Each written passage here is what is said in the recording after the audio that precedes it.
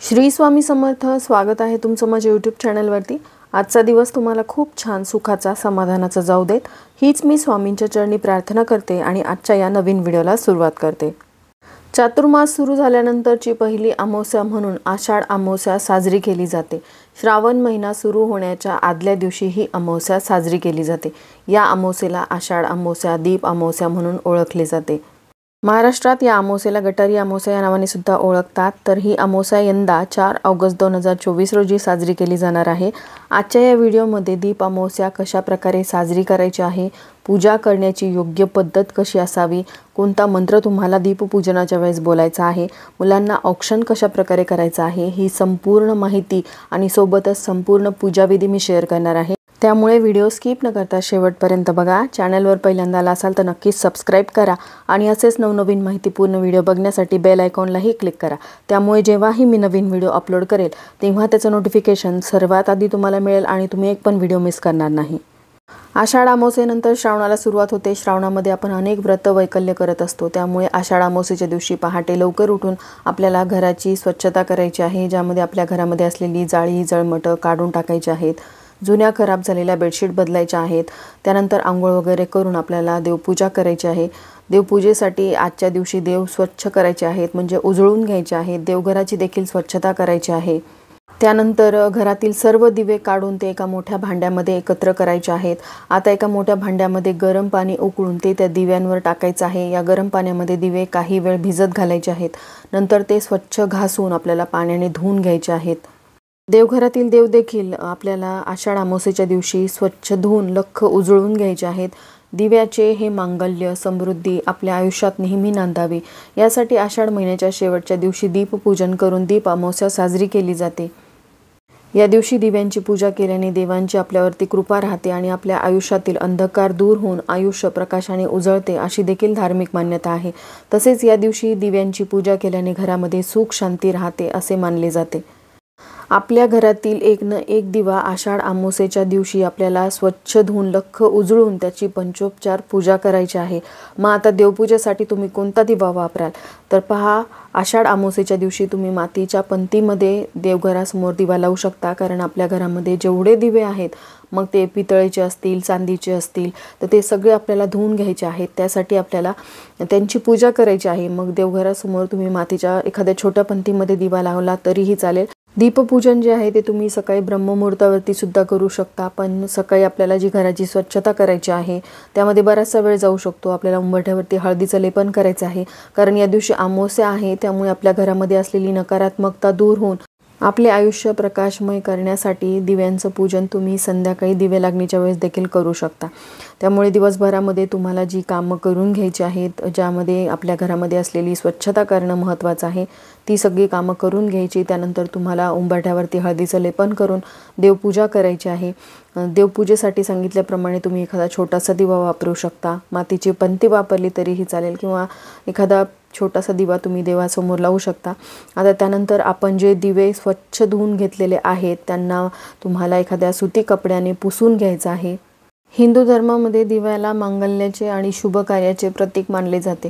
कोणत्याही कार्याचा शुभारंभ करताना दिवा लावून देवांची मनोभावे प्रार्थना केली जाते। अंधारातून प्रकाशाच्या वाटेवर नेणारा दिवा हा मांगल्याचे प्रतीक आहे। त्यामुळे आपल्या भारतीय संस्कृतीमध्ये दिव्याचे विशेष महत्त्व आहे। दीप अमावस्येला दिव्यांची खास आरास केली जाते आणि त्यांची पूजा केली जाते। या दिवशी दिव्यांची पूजा करण्याचे खास महत्त्व आहे। अमावस्येला दिव्याची पूजा करून श्रावण महिन्याचे उत्साहात स्वागत केले जाते। आता दीपपूजनाच्या वेळेस तुम्हाला देवघरासमोर एक पाट किंवा चौरंग घ्यायचा आहे। त्यावरती तुम्हाला हे सगळे दिवे जे आपण स्वच्छ धुवून लख्ख उजळून घेतलेले आहेत त्यांची आरास करायची आहे। त्यासाठी एक छोटा पाट किंवा चौरंग तुम्हाला घ्यायचा आहे, त्यावरती तुम्हाला आसन टाकायचं आहे। सोबतच आपल्याला कणकेचे दिवे देखील तयार करून घ्यायचे आहेत। त्यासाठी तुम्हाला 1 वाटी कणिक घ्यायची आहे, 1 वाटी तुम्ही गूळ घ्यायचा आहे, किसून घेऊ शकता किंवा गुळाची पावडर वापरू शकता। आषाढ अमावस्येच्या दिवशी दीपपूजन हे कणकेच्या दिव्यांशिवाय अपूर्ण आहे। त्यासाठी आपल्याला ही काळजी घ्यायची आहे। जो गूळ किंवा गुळाची पावडर तुम्ही घेतलेली आहे ती तुम्हाला थोड्या वेळासाठी गरम पाण्यामध्ये भिजत ठेवायची आहे। त्यानंतर ह्याच पाण्याने आपल्याला आपण जी कणिक घेतलेली आहे ती भिजून घ्यायची आहे। हे जे दिवे आपण तयार करणार आहोत या दिव्यांचं आपल्याला काय करायचं हे देखील पुढे मी शेअर करणार आहे। तर पहा, इथे कणिक घेतली, थोडंसं मीठ घातलेलं आहे, 1 चमचाभर यामध्ये साजूक तूप घालायचं आहे। तूप नसेल तर तेल घातलं तरीही चालेल। त्यानंतर आपण जी गुळाची पावडर मेल्ट केलेली आहे ती आपण गाळणीने गाळून घ्यायची, कारण यामध्ये कचरा असू शकतो। त्यानंतर घट्टसर अशी कणिक मळून घ्यायची, कारण याचे आपल्याला दिवे तयार करायचे आहेत। आणि असे तुम्ही 11 किंवा 21 दिवे तयार करून घेऊ शकता। आणि त्यानंतर हे दिवे तुम्ही तसेही वापरू शकता किंवा तुम्ही वाफवून घेऊ शकता, परंतु मी इथे दिवे जे आहे ते वाफवून घेणार आहे। जेवढे दिवे तुम्हाला बनवायचे आहेत त्यानुसार तुम्हाला या दिव्यांचे गोळे तयार करायचे आणि एक एक करून तुम्हाला दिवे बनवायचे आहेत। अशा प्रकारे ज्या संख्येमध्ये तुम्ही दिवे बनवणार आहात तेवढे दिवे बनवून झाल्यानंतर मग तुम्हाला हे दिवे वाफवून घ्यायचे आहेत। त्यासाठी एखाद्या पातेल्यामध्ये तुम्हाला पाणी गरम करायचं आहे। पाण्याला उकळी आल्यानंतर त्यावरती एक चाळणी ठेवायची आणि त्यावरती तुम्हाला हे दिवे जे आहेत ते वाफवून घ्यायचे आहेत। अगदी 10 मिनिटांमध्ये हे दिवे वाफवून होतात आणि हे दिवे जे आहेत ते तुम्हाला दीपपूजनासाठी लागणार आहेत। आता ह्या कणकेच्या दिव्यांसोबतच आपण जे दिवे स्वच्छ धुवून घेतलेले आहेत त्या दिव्यांची आपल्याला आरास करायची आहे। तर सांगितल्याप्रमाणे एका चौरंगावरती एक लाल रंगाचं किंवा पिवळ्या रंगाचं वस्त्र तुम्हाला अंथरायचं आहे आणि त्यावरती आपल्याला अखंड अक्षता म्हणजेच तांदळाचं आसन द्यायचं आहे। कारण दिवे कधीही जमिनीवरती ठेवू नये, दिव्यांना नेहमी आसन असावं। मग ते फुलांच्या पाकळ्यांचं असू शकतं किंवा तांदळाचं तुम्ही देऊ शकता। तांदळावरतीच देवी लक्ष्मी विराजमान असते, म्हणून शक्य असेल तर तांदळाचंच आसन दिव्यांना द्यायचं आहे। जेवढे दिवे तुम्ही घेतलेले आहेत घरातला एक ना एक दिवा, अगदी छोट्यातला छोटा दिवा तुम्हाला या पूजेसाठी घ्यायचा आहे आणि तेवढ्या दिव्यांसाठी अशा प्रकारे तांदळाचं आसन तुम्हाला द्यायचं आहे। अगदी थोडे थोडे तांदूळ तुम्हाला टाकायचे आहेत। तांदूळ कधीही पांढरे ठेवू नये, त्यावरती तुम्हाला हळदी कुंकू अर्पण करायचं आहे। दिव्यांप्रती असलेली कृतज्ञता व्यक्त करण्याचा दिवस म्हणजे आषाढ अमावस्या किंवा दीप अमावस्या, म्हणूनच आपल्याला सर्व दिव्यांची पंचोपचार पूजा करायची आहे। आता जे दिवे तुम्ही घेतलेले आहेत त्या सर्व दिव्यांमध्ये आपल्याला वाती घालायच्या आहेत। तर 2 वाती घ्यायच्या लांब आणि 2 वातींची एक वात करायची आणि त्या वाती दिव्यांमध्ये घालून घ्यायच्या। त्या दिव्यांमध्ये तुम्ही जे घालणार आहात म्हणजे तेल घालणार असाल तर मग तुम्हाला तेल घालून घ्यायचं आहे, तूप घालणार असाल तर तूप घालायचं आहे। पण सगळे दिवे तुम्हाला या दिवशी प्रज्वलित करायचे, म्हणजे दीप अमावस्या असल्याने आपल्या घराला दिव्यांच्या प्रकाशाने लख्ख उजळून घ्यायचं आहे। आता तुम्हाला दिव्यांना प्रज्वलित करूनच मग त्यांची पंचोपचार पूजा करायची आहे आणि त्यांच्याप्रती असलेली कृतज्ञता व्यक्त करायची आहे। आपल्या घरात असलेल्या समया, निरांजनी, नंदादीप हे सर्व दिवे तर आपल्याला घ्यायचेच आहेत। सोबतच जर आपण आरतीसाठी एखादी पंचारती वापरत असू तर ती पंचारतीचा दिवा देखील आपल्याला या पूजेमध्ये आवर्जून मांडायचा आहे। मातीची पंती घरामध्ये असेल तर ती देखील या दिव्यांच्या आरासमध्ये आपल्याला एक आवर्जून ठेवायची आहे। आणि सांगितल्याप्रमाणे आपण जे कणकेचे दिवे तयार केलेले आहेत त्याच्याशिवाय तर दीपपूजन अपूर्ण आहे, ते देखील दिवे तुम्हाला या पूजेमध्ये घ्यायचे आहेत। सर्व दिव्यांची आरास करून झाल्यानंतर मग आपल्याला आपण जो पाट किंवा चौरंग घेतलेला आहे त्याभोवती सुंदर रांगोळी काढून त्यामध्ये आकर्षक रंग भरायचे आहेत। सगळ्या दिव्यांची आरास करून झाल्यानंतर मग आपल्याला दिव्यांचं पूजन करायचं आहे। दिव्यांच्या पूजनासाठी लागणारं सगळं साहित्य एका ताटामध्ये काढून घ्यायचं, ज्यामध्ये हळदी, कुंकू, अक्षदा, फुलं, नैवेद्य घ्यायचं आहे। आजकाल बाजारामध्ये फुलांच्या आकर्षक अशा वेण्या देखील मिळतात, त्या देखील तुम्ही दिव्यांना सजवण्यासाठी वापरू शकता। पण चुकूनही तुम्हाला दिव्यांना वस्त्र घालायचं नाही, कारण असं केल्यामुळे दिवे पेट घेऊ शकतात, कारण आपल्या हातात काही गोष्टी नसतात। आता दीपपूजनापूर्वी आपल्याला आपल्या स्वयंपाकघरातील गॅसची पूजा करून घ्यायची आहे, कारण दिव्याच्या स्वरूपात आपण अग्नितत्वाचं पूजन करत असतो। म्हणूनच आपल्याला या दिवशी गॅसची पंचोपचार पूजा करायची आहे, कारण आपण गॅसवरती अन्न शिजवतो आणि त्याच्याप्रती असलेली कृतज्ञता देखील आज आपल्याला व्यक्त करायची। तसं तर नित्यनेमाने आपण गॅसची पूजा करायला हवी, पण रोजच ह्या गोष्टी करणं प्रत्येकाला शक्य होत नाही। पण दीप अमावस्येच्या दिवशी वेळात वेळ काढून तुम्हाला गॅसचं देखील पूजन करायचं आहे।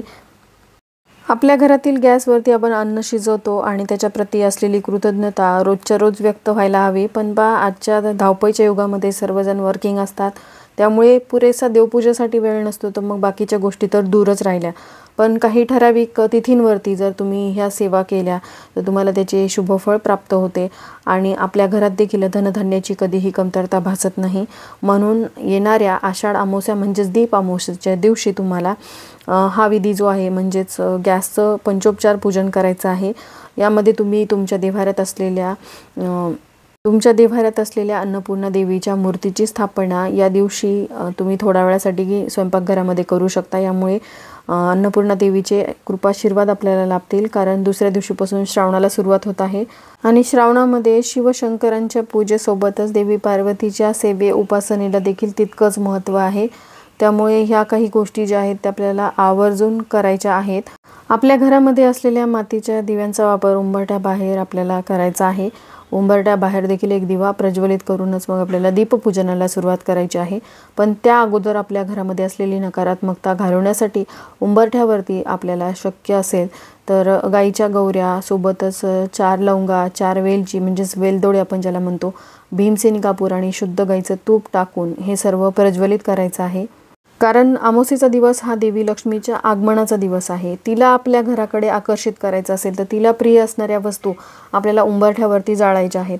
हे सर्व सांगण्यामागचं कारण असं की फक्त देवघरासमोर दिव्यांची पूजा करून चालणार नाही, तर आपल्या घराच्या अंगणामध्ये म्हणजेच आपल्या उंबरठ्याबाहेर एक दिवा प्रज्वलित असावा। काही गोष्टी म्हणजे काही उपाय करावेत जेणेकरून जीही नकारात्मकता किंवा जेही दोष आपल्या घरामध्ये आहेत ते सर्व निघून जातील आणि आपल्या येणाऱ्या वर्षासाठी किंवा येणाऱ्या सणवार व्रतवैकल्यासाठी आपलं घर हे सज्ज होईल आणि आपलं आयुष्य सुखमय आनंदमय होईल।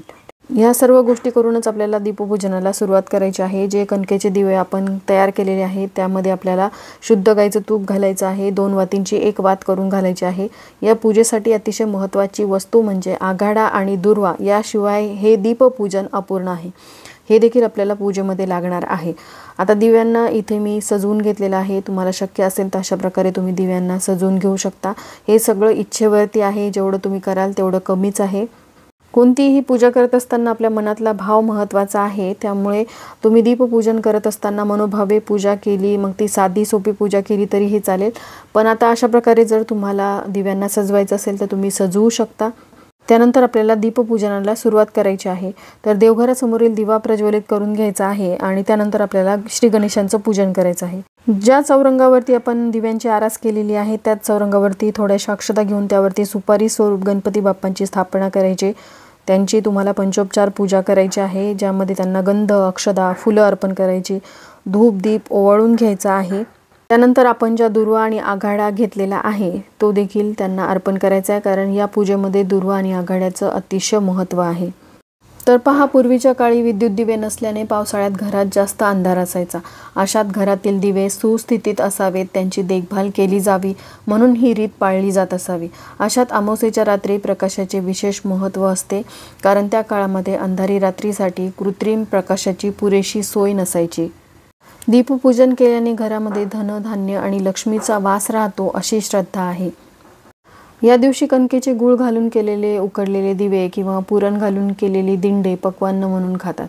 अशा एका कणकेच्या दिव्यामध्ये तुपाची वाट ठेवून तो दिवा देवा पुढे ठेवतात। आषाढ महिन्यात अमावास्येला काही ठिकाणी पितृतर्पण दिलं जातं। या दिवशी पितरांना तर्पण देऊन पूर्णाचा नैवेद्य दाखवतात, पितरांच्या स्मरणार्थ दीप प्रज्वलित करतात। अमावास्येला हा विधी केल्याने पितरांना मुक्ती मिळते असे मानले जाते। श्री गणेशांचं पूजन केल्यानंतर सर्व दिव्यांचं आपल्याला पंचोपचार पूजन करायचं आहे, ज्यामध्ये दिव्यांना गंध, अक्षता, फुलं अर्पण करायची आहेत, धूप दीप ओवाळून घ्यायचा आहे आणि त्यानंतर आपल्याला दिव्यांची कहाणी देखील ऐकायची आहे। दिव्यांची कहाणी ऐकल्यामुळे आयुरारोग्य व लक्ष्मी यांची फलप्राप्ती होते असं धार्मिक ग्रंथात सांगितलेलं आहे। दीपपूजन करून झाल्यानंतर मग तुम्हाला एक मंत्र बोलायचा आहे आणि दिव्यांसमोर तुम्हाला प्रार्थना करायची आहे। पहा, रोजच संध्याकाळी आपण देवघरासमोर बसून हा मंत्र बोलायला हवा। तो मंत्र असा आहे: शुभम करोति कल्याणम आरोग्यम धनसंपदा शत्रुबुद्धी विनाशाय दीपज्योती नमस्तुते। हे दीपा, तू सूर्यरूप व अग्निरूप आहेस, तेजामध्ये तू उत्तम तेज आहेस। माझ्या पूजेचा तू स्वीकार कर आणि माझ्या सर्व इच्छा पूर्ण कर।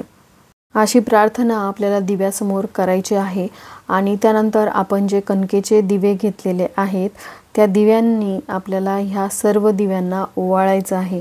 पहा, आषाढ अमावास्येच्या दिवशी आपल्या घरामध्ये असलेल्या लहानांपासून ते मोठ्यांपर्यंत सर्वांचं औक्षण देखील केलं जातं। मग आता दीप अमावास्येच्या दिवशी सर्व दिव्यांची पूजा करून आपण ज्या दिव्यांनी या सर्व दिव्यांना ओवाळलेलं आहे म्हणजेच कणकेच्या दिव्यांनी, त्याच दिव्यांनी आपल्या घरातील लहानांपासून मोठ्यांपर्यंत सर्वांचं औक्षण करून त्याच दिव्यांनी त्यांना ओवाळायचं आहे। आजच्या दिवशी दिव्यांना तुम्हाला दुधाचा सोबतच लाह्या, गूळ आणि फुटाणे यांचा नैवेद्य अर्पण करायचा असतो।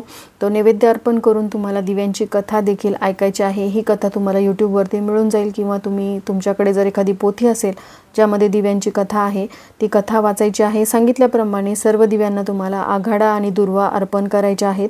अशा प्रकारे दिव्यांचं पंचोपचार पूजन करायचं आहे। दिव्यांसमोर श्री गणपतींची तुम्हाला आरती देखील करायची आहे। त्यानंतर कापूर ओवाळून घ्यायचा आहे। दिव्यांचं मनोभावे पूजन झाल्यानंतर घरातील सर्व लोकांनी या दिव्यांना नमस्कार करायचा आहे। जे गुळापासून गूळ आणि कणकेचे दिवे आपण तयार केलेले होते ते दिवे जे आहेत ते तुम्ही प्रसादास्वरूप खाऊ शकता, पण एवढे दिवे खाणं शक्य नसेल तर दुसऱ्या दिवशी तुम्ही गाईला हे दिवे खायला घालू शकता। अशा प्रकारे तुम्हाला दिव्यांचं पंचोपचार पूजन करायचं आहे आणि दीप अमावस्या जी आहे ती साजरी करायची आहे। हीच दीप अमावस्या साजरी करण्याची योग्य पद्धत आहे।